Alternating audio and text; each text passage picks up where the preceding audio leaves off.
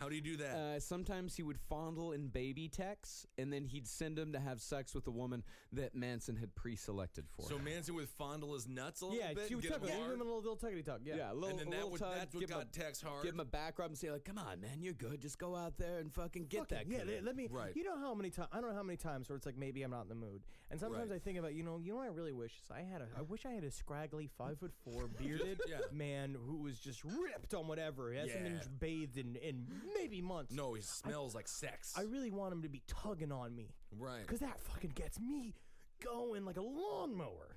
So we know Tex grew up in a religious background. He moved to Malibu to open a wig store, and then he got stroked off a bunch by Charles Manson. So he's gay then.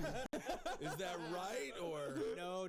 It's the opposite. He's very, very, very straight. He's very straight. Yes, straight very enough straight. to get wigs and straight enough to get hard for a dude. It's a time of free love, people. These people are outside of your judgments, Ben. Oh, no, I'm not judging. I'm just saying maybe Tex could have just really benefited from a loving relationship. During this time, Charles Manson was doing during the involvement of Dennis Wilson, they put him in touch with a lot of Hollywood people, and so Charles Manson was always talking about. He's like, you wouldn't believe the kind of raps and kind of trips I was tripping on, man. When I walked out to these parties, it was like all sorts of. I won't even begin to name names, but the biggest celebrities all love to do blow, get turned on, and ball each other out in the backyard. And I saw men on men. I saw men on men.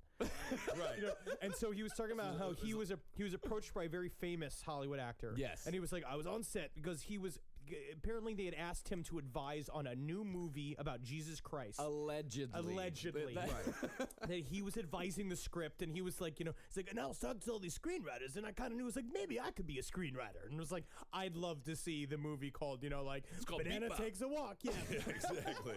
And so he goes. Then the banana gets peeled, you see. Yeah. It's good. It's short. But he saw this famous actor and him were kind of talking about stuff, and he's like, and the actor comes up to him, he's like, I heard you have connections to get certain things, and he's just like, let me guess. You want it in the mouth of the ass. And they go into his dressing room. He fucks his actor, right? They come back out, and he's just like, and I hate to do it, but I'll show anybody a little attention. Like it's like he's always about giving love. I always give love. Oh yeah. And so finally, the actor invites him over to his house, and he's just like, I show up at his old fancy mansion. His old lady's sitting there in a satin robe hanging over, and I can see her bush hanging out. And I was like, ooh, this is about to get a little Monopoly in here. And he turns over. He turns over, and so he was just like, I thought I was going to be balling the two of them together, but the next thing you know, he motions me over to his wife. So I start eating her out. I start giving her the push and push, sticking his God. I got all, because he always used to say, I pushed it deep in her. In her. Yeah, and so, his sexual exploits can go on for pages upon pages. Very graphic. But then literally, so he's like, so I pulled down my pants and I started fucking, and it's like, it's kind of hot, and then you put Charles Manson in it. Yeah. It's kind of hot, and then it's Charles Manson the singer. Yeah. And so he's fucking in the dude's wife, and he's like, so I sit there, and he starts just kind of, he starts giving himself an old tug of rub, and I'm sitting there, and I'm fucking his wife. Next thing I know, he hears pants sliding down his ankles, and I was just like, I've been raped before. And he was like, I will not be raped again. But he settled up, and like walking like a dog on his hands and feet, walking around, so sucking on his wife's toes. Wild. And then the next thing I know, when I was done, he folded up 5 $100 bills and put them in my front pocket and told me he'd see me every Friday. And that man was Robert Wagner. Robert Wagner, little known fact about the Wags. It's just so funny where it's just like, I cannot believe that someone would pay him to have sex with, you know what I mean? Like $500, and this is what, the 60s, right? Yeah, that's like big time money. It's like $3,000. Wow. Yeah. Wow, but he's a prostitute. He's just a sexually assaulted prostitute in a lot of ways. I mean, the way he tells it, and really, if you look at it, the kind of hold that he had over the people in the family, he talks about himself as if he is no one in 1968 in California fucked better than Charles Manson. Yes, it's possible. That's how he tells it. He did seem a little bit freaked out by the toe thing, which is pretty JV considering what Charles has done. Absolutely. No, he's just like, he always talks about like finger banging girls until they're skyrocketing orgasms. Yeah. And then like having sex for days at a time. And then also, he's like Sting. He was kindly also playing the thing where all the girls always loved being on top of each other and listening to every one of his commands. And I'm just like, I don't know. I still feel like there is a level of agreeable brainwashing where you kind of give up yourself to it. Yeah. And I don't think necessarily there's a lot of rape happening. You know what I mean? There's a lot of rape happening, but they have to all go along with it because you're afraid of this man. You're kind of afraid of Charles Manson. You don't think so? No, I really don't. I don't think there was any rape involved. I think that Charlie Manson was a consensual type I'm of going guy. to send a letter to Patricia, to fucking the Big Patty, and then see what she says. Yeah, Big Patty. You know what Big Patty's going to say. You don't even have to send the letter. All right. So what is the next? So now they're adding the final members of the family. Yeah, right? this is when the family finally starts coming together. Next up, they add Leslie Van Houten, who is one of the 4 people involved in the murders. She was born in California, Altadena. She had a lot of adopted younger siblings. They were all orphans from the Korean War. She was a good student. Her mother said her grades were never good enough for me. God. Yeah, and she of course wonder why she ran into the arms of Charles Manson, who was just like, "What school?" Yeah. What's school all about? And she played the sousaphone as well. Oh, wow. And the drums. Yeah, they said that she looked hilarious to getting that big burp, burp, burp, big tuba walking down the field. She had one of those tiger moms. Yeah, And then the tiger mom drove her to Charles Manson. Yeah.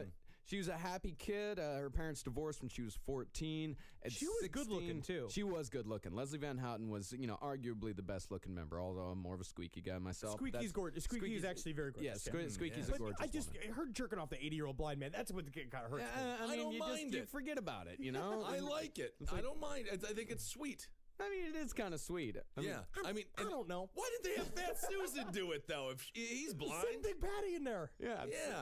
I don't know, man. Big I think you're right, Henry. Squeaky just jumped on the right situation. Squeaky, hey, she wasn't involved in the murders. She got a bathroom. Yeah, she did. I mean, yeah, she did try to kill Gerald Ford about 6 years later. But that was a thing. That was a publicity whole stunt. different thing. Yeah, that was maybe a whole different she thing. thought she was just shooting at Chevy Chase. That was her Lady Gaga meat dress. Yeah, right. Right. So, the funny thing about her is that this was not the first cult that she joined, the Manson family. Her first cult was called the Self-Realization Fellowship. She was dating this... boring. Yeah, Well, that is actually, it's a real place, too. It still exists. It's real, yes. It's a meditation resort. It sounds awful. Yeah, it was enough of a cult where they had nuns and monks. Because she was dating this dude named Bobby, who had introduced her to marijuana and acid. She was dating this dude named Bobby, and he brings her in, and she said, if you want to be a monk, then I'll be a nun. She lasted 8 months. Yeah. Wow. And she stopped doing every single illicit activity. These cults have a lot of high turnover rates. Big seems turnover, like huge it. turnover rates. The Manson family had a gigantic turnover rate. That's what Scientology found out, and that's why Scientology locks them in for life. Oh, yeah. I mean, the Manson family at its largest was about 30 members. Jesus. It was big, small. It's bigger than I think most people think. Because you think about the Manson family, you think about like 8-9 people. But at one point, it was up to 30 people listening to this asshole talk.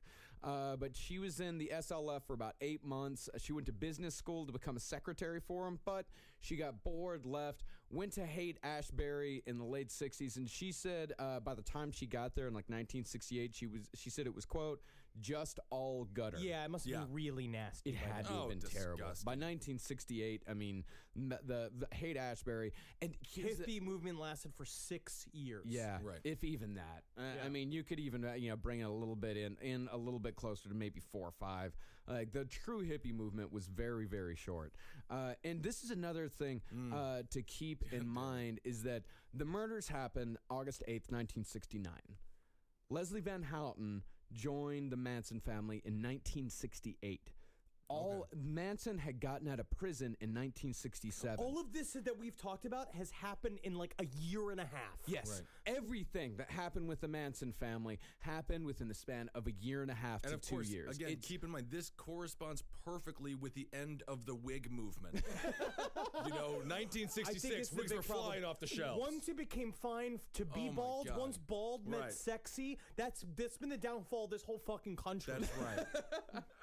So the next guy to come in who knew Leslie Van Houten, this guy named Bobby Boussier, Boussier. a.k.a. Cupid, a.k.a. Jasper, a.k.a. Cherub. Hey, I'm Jasper. Hey, y'all want some quiche? Because I made some quiche. I couldn't find eggs, so it's dirt. It's dirty. I call it Keisto. Hi, y'all. Hi. Casper, Cupid, or Cherub. Yep. So he's fat. He's just a fat, weird, kissy kind of guy. Yeah, he was a licking everybody. He was a chubby short dude. It made me fun. Yeah, it's me. I'm the one. That's Yeah. what I would have been in the Manson family. That's cool. Bobby would be the man holding the knife in the very first Manson murder, before the Tate murders, That would be before me. the lobby